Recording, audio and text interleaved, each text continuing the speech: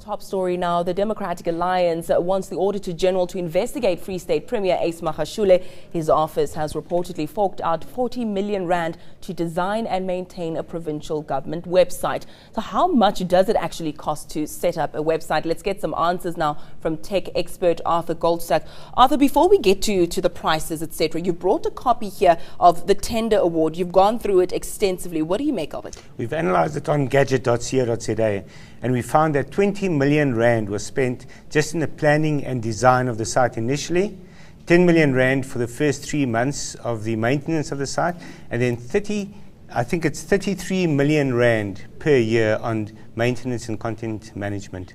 Now, even for a major news website that is updated perhaps 20 times a day, that would be an excessive budget or a very attractive budget. This site was updated twice in February and not at all in January. So at something like, I think the amount was 2.6 million rand a month for content management and no content put up in January and 2 articles in February. That's quite shocking. I think we've never seen such dramatic and public waste of public money.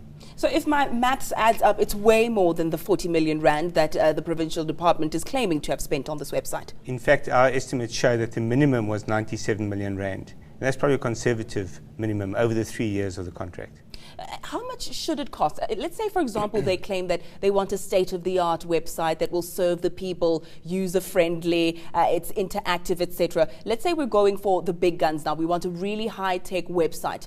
At most, how much should it cost? Let's take the site of the South African presidency. That was created by a company called Absolute Solutions for around 250,000 rand, including maintenance over 4 years. So that gives you a good sense of what this site could have cost. What it should have cost in terms of what they've delivered is probably a few thousand rand, because it's based on what's called a WordPress theme. In other words, it's a site or it's a system designed for putting up blogs, and you can download this particular theme for $40. So in effect, the upfront expenditure on the site was less than 1,000 rand. The content and perhaps the maintenance and putting together of the site might have cost 10,000 rand, maybe 20,000 rand, but probably not more than that based on what we see online right now. My goodness, yeah, taking a look at that website, I visited it earlier this morning as well. Nothing much to write home about. It's definitely not worth its price tag.